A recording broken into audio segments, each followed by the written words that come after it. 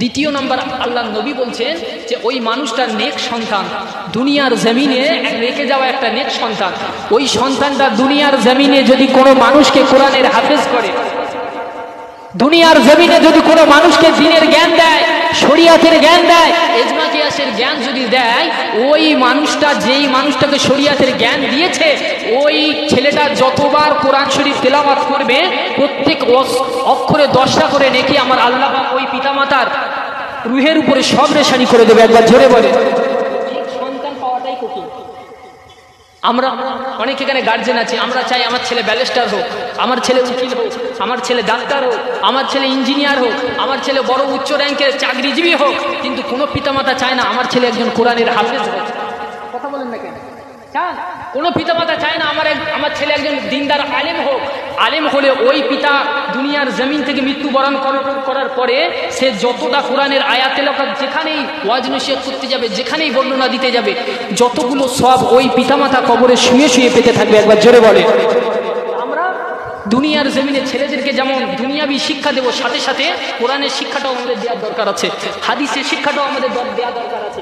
আপনি যত ছেলে মেয়েকে দ্বীনি ইলম শিক্ষা দান করবেন তত ওই সমস্ত সবগুলো পিতামাতার কবরে আমার আল্লাহ পাক রব্বুল আলামিন সওয়াব হিসেবে তাদের কবরে বকশিশ করে দেবে। কথা বুঝতে পারছেন? বা আল্লাহ পাকের একজন মাহবুব বান্দা হযরত আবুল কালাবা রহমাতুল্লাহ আলাই, আবুল কালাবা রহমাতুল্লাহ আলাই, তিনি একদিন একটা গোরস্থানের পাশ দিয়ে হেঁটে হেঁটে যাচ্ছেন। গোরস্থানের পাশ দিয়ে হেঁটে হেঁটে যাচ্ছেন, দেখছেন যে গোরস্থানের প্রত্যেকটা কবর ফেটে গিয়েছে। ভালো করে বোঝেন, প্রত্যেকটা কবর ফেটে গেছে এবং ওই কবরের বাসিন্দারা নিজ নিজ কবরের উপরে উঠে বসে আছে, আর প্রত্যেকটা কবরবাসীর সামনে একটা করে নূরের পিণ্ডি রাখা আছে। আবুল কালাবা রহমাতুল্লাহ আলাই ওই কবরবাসীদেরকে এইরকম অবস্থায় দেখে জিজ্ঞাসা করলেন যে কি ব্যাপার?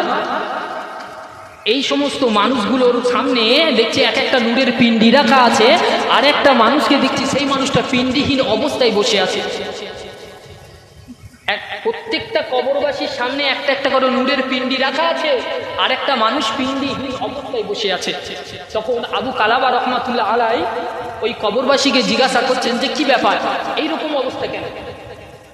প্রত্যেকটা কবরবাসীর সামনে একটা করে নূরের পিণ্ডি আছে, আবার একটা কবরবাসী পিণ্ডিহীন অবস্থায় বসে আছে, এর ব্যাপারটা কি, এর কারণটা কি?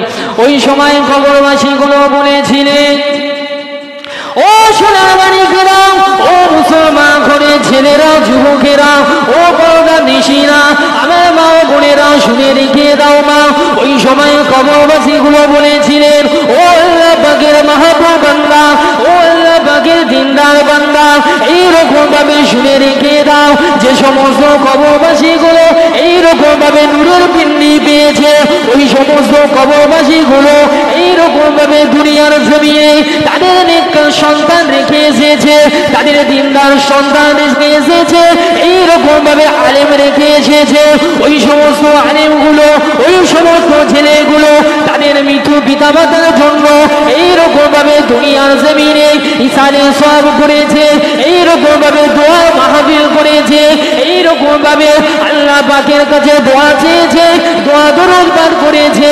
আমার আল্লাহ পাক আল্লাহ তাআলা ওই সমস্ত কিছু কবুল করে নিয়ে আমার আল্লাহ ওই সমস্ত কবরবাসীর সামনে এইরকম ভাবে একটা নূরের জ্যোতি দিয়েছে।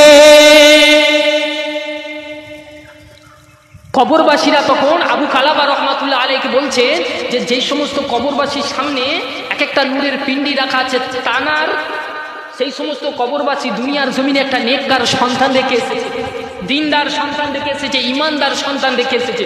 তারা সদা সর্বদা দুনিয়ার জমিনে তার পিতামাতার জন্য ইসালে সওয়াব করে, তার পিতামাতার জন্য দোয়ার মাহফিল করে, দান খায়রাত করে, সদকায়ে জারিয়া করে।